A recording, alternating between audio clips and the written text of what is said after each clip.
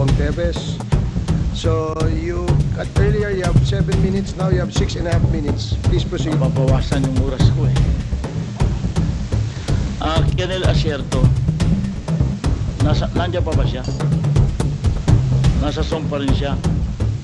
Ano po sa... I don't know him. Hindi ho. Okay, thank you, Mr. Chair. Kasi kanina, habang nasa SOM at bilang naputol, tinanong po natin si Colonel Asierto kung bakit siya wala sa Pilipinas. Ang sagot niya, dahil siya ay ipapapatay. You see, to a colleague in the House, we should not invite, I think it's just proper, Mr. Chairman, that we should not invite Congressman Pulong Duterte. He should be present voluntarily if he wants.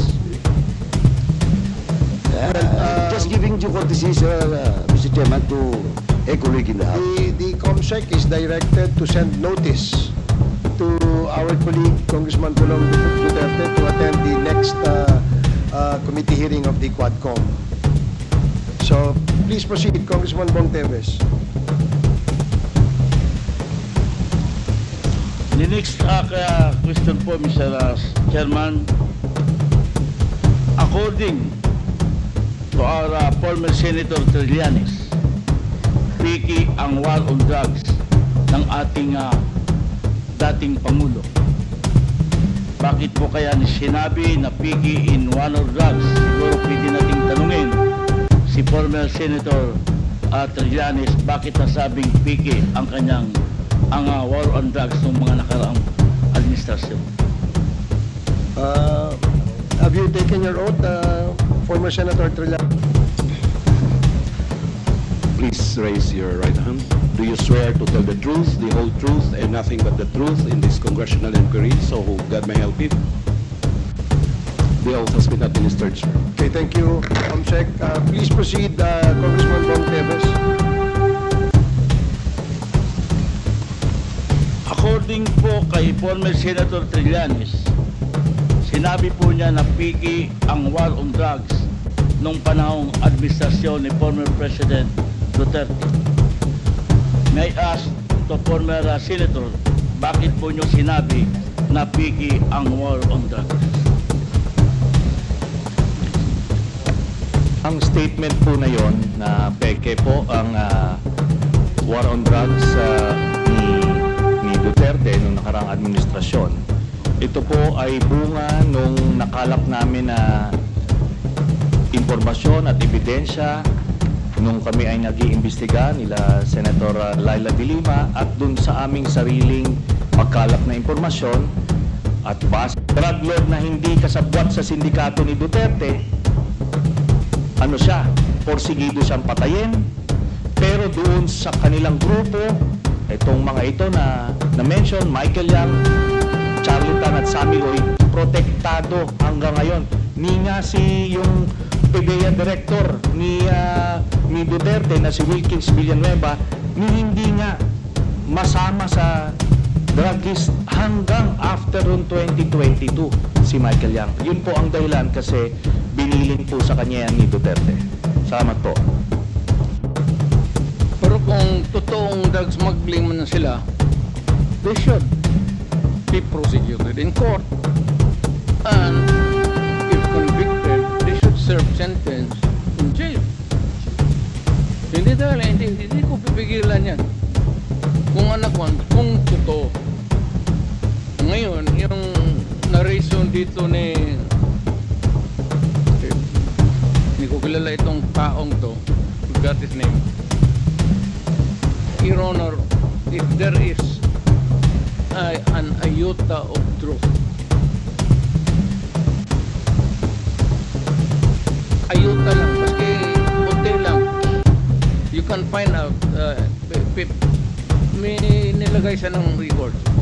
Now, I'm willing to execute an affidavit or kayo na lang to summon the banks or so on to my... Sabi niya. At ano po, ako po ay nagpakita dun sa BPI branch na yon sa Julia Vargas, pero siya po hindi sumipot. Ang sumipot sa kanya, itong si Panelo. Ngayon si Panelo, dalang waiver. Ang nilabas niya, special power of attorney na may specific conditions.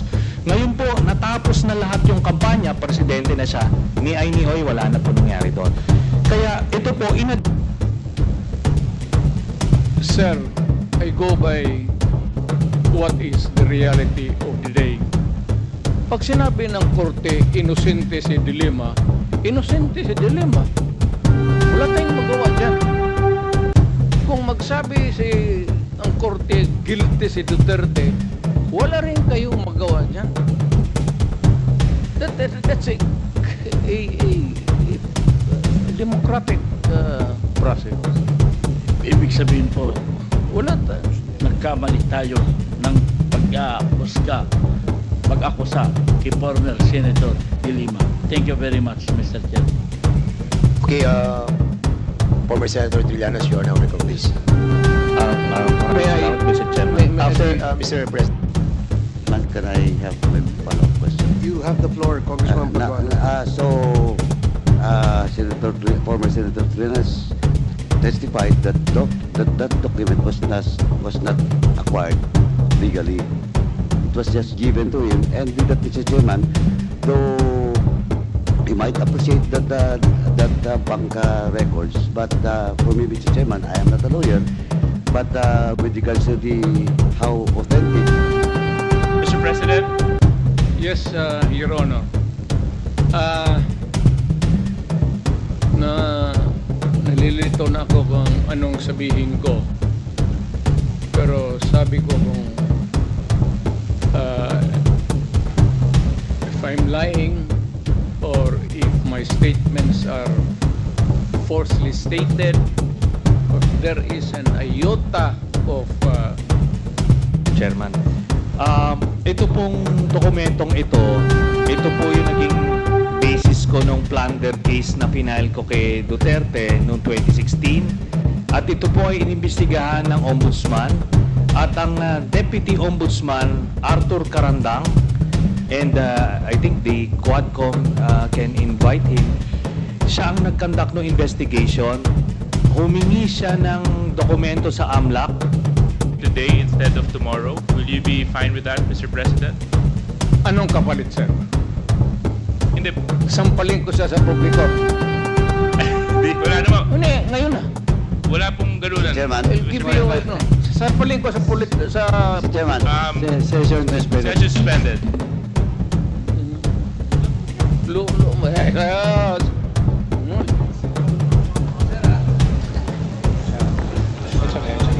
Sabi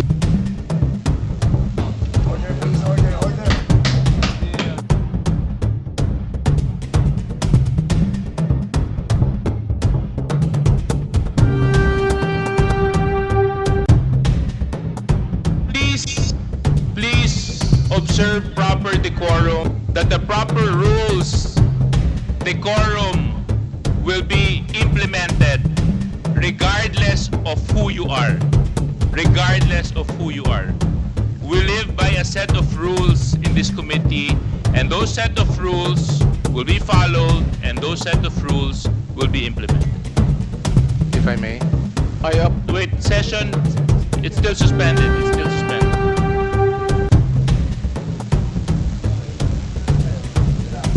Mr. Chair, in my clarificatory questions, Mr. Chair, just allow me to thank the former president for gracing the invitation of this Quad Committee and for generously interrupt, just as similar with what Congressman Rog, when he also asked the former president. I would also like to have that kind of arrangement. He can answer me whenever he wants. Wala pong problema sa akin yan, Mr. President. Thank you, sir. Thank you. Mr. President, you were once a prosecutor, and then you served as a mayor of Davao City, and also a former member. And the time, by the time that you discover kung ano ang sinasabi niya, na totoo ano ta hindi, wala na. Be investigate. Because they were saying that the judicial system in this country is not effective. Yes. Mr. Chair, therefore, I have to be frank. therefore you are giving the right for the ICC to come and investigate. Are you doing that? I will tell them a different story. As fast as they can, in a jeepney and disappear. Okay. Noon kasi, sir, medyo mabagal. Kanina pa po, Mr. President, na babanggit itong pag bumunot, barilin. Tama po ba yun? Oh.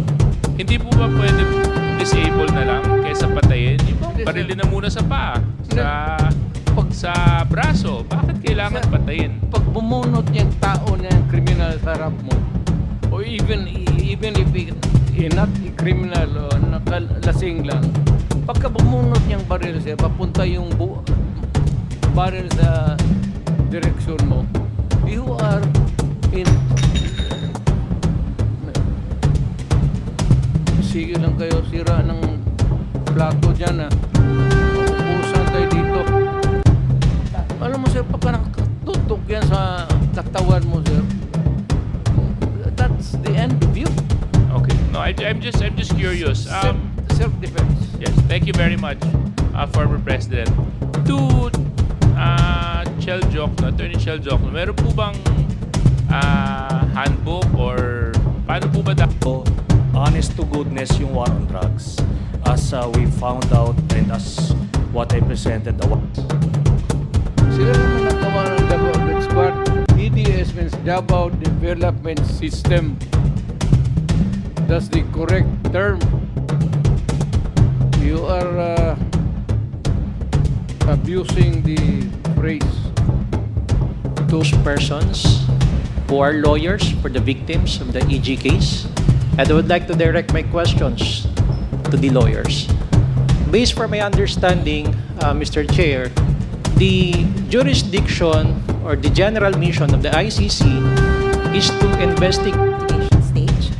Bale po, yung sa atin po kasi ang kilala natin ay preliminary investigation. And there are two questions. One, what is the